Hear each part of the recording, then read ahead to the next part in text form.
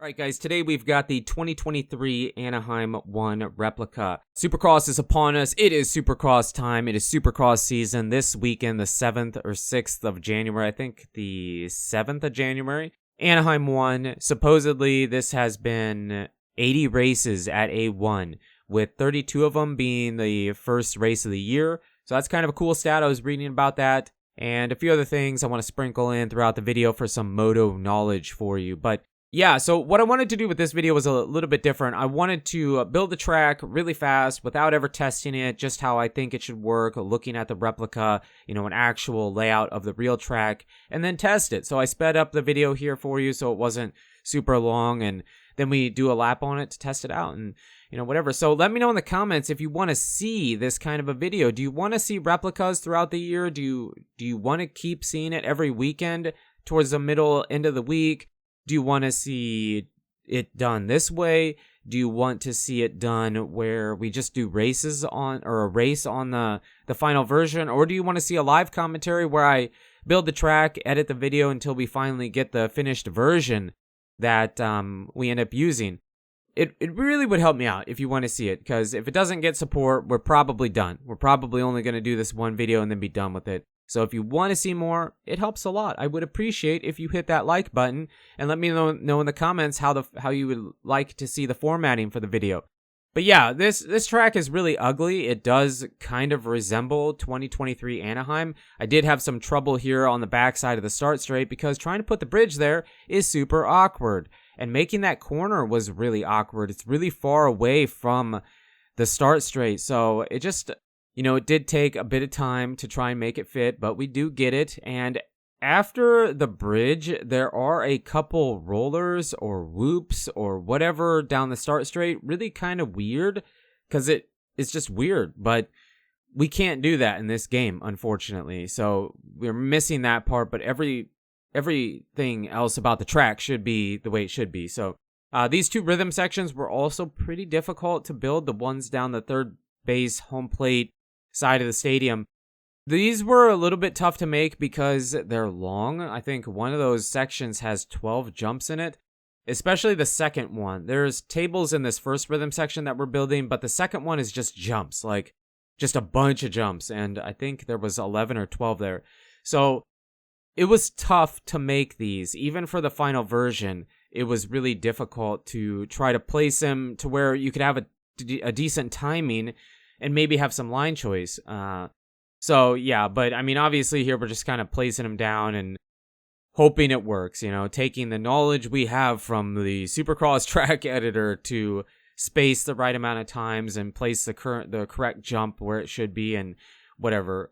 But I mean, it's really ugly. Obviously it doesn't look, it resembles it. If you put it next to the real life version of the track, maybe you could tell, maybe you could say that's A1 2023, but it is a bit ugly, a bit whatever. We have a better version for you at the end of the video where I took more time and tried the track and, patiently placed every jump in space in the perfect way, in my opinion, to make a really good track. So that's at the end of the video. Now we're going to test it. I wanted to show you the sped up version because I wanted to show you we didn't cheat. We didn't shortcut. We actually built the track and never tried it.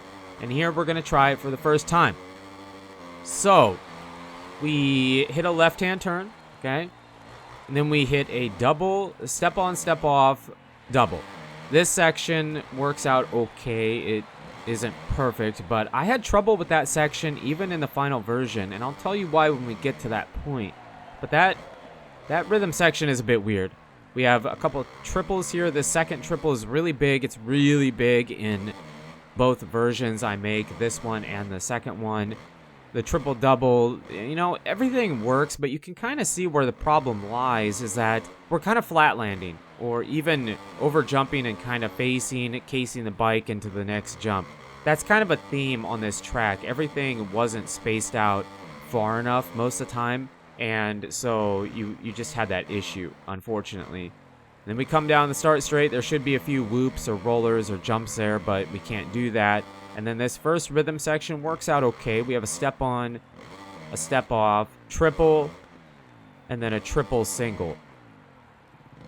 Excuse me, that section works okay, and then we get a bit out of control here. I had not warmed up in the game. I haven't played it in a while. I'm sorry. It wasn't very good. We do that a few times, and we do have to redo this section one more time because I wanted to make sure it works. We hit a triple, triple, triple, and then a triple. It should be, but again, you can see everything feels a bit too small, I guess. So this rhythm section didn't work out that great. Yes, it works, but was it fun? No.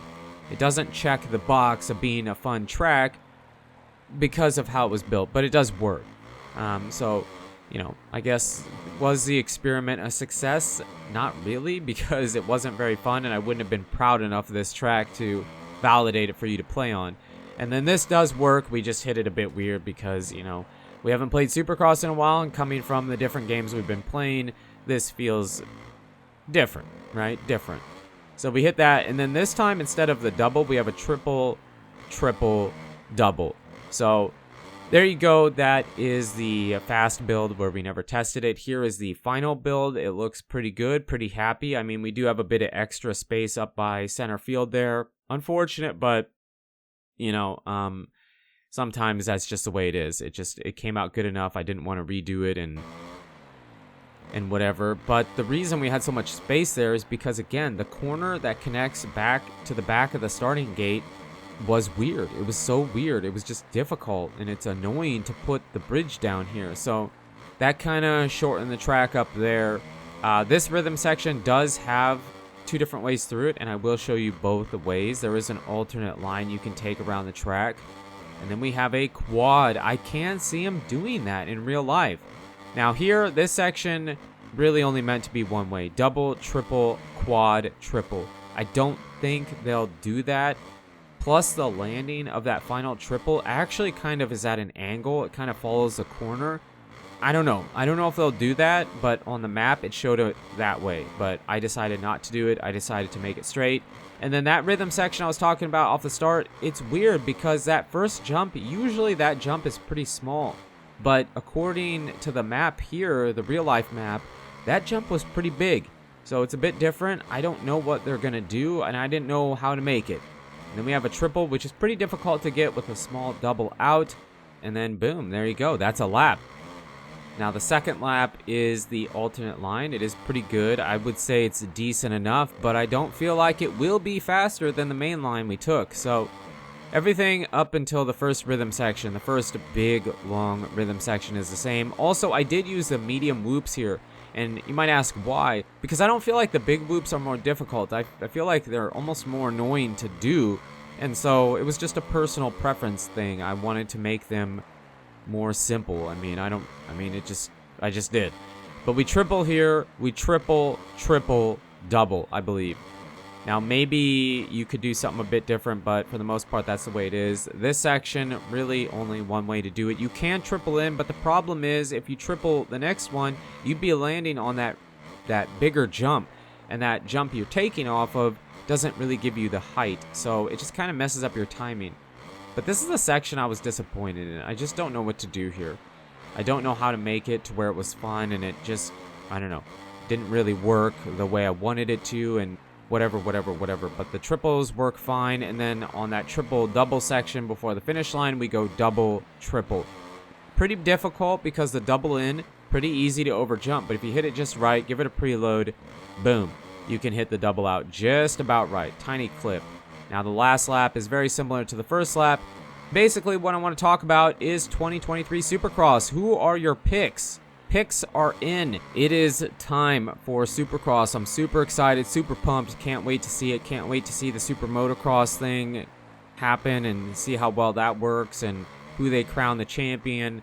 I mean, I don't know if I told you, but 17 of 49, I don't know the exact stat, but only like 17 riders of the current 49, I don't know what it was, or out of the 49 different riders, I don't know, that have won the opening race have went on to win the season. I think that stat is kind of weird.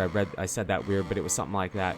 So Villapoto was the most recent out of the 17, so not very many of them, but I thought it was interesting that Tomac and Webb both haven't won Anaheim 1. But I would say Tomac's got to be the favorite. You can't bet against that guy. He's too fast. He's too good.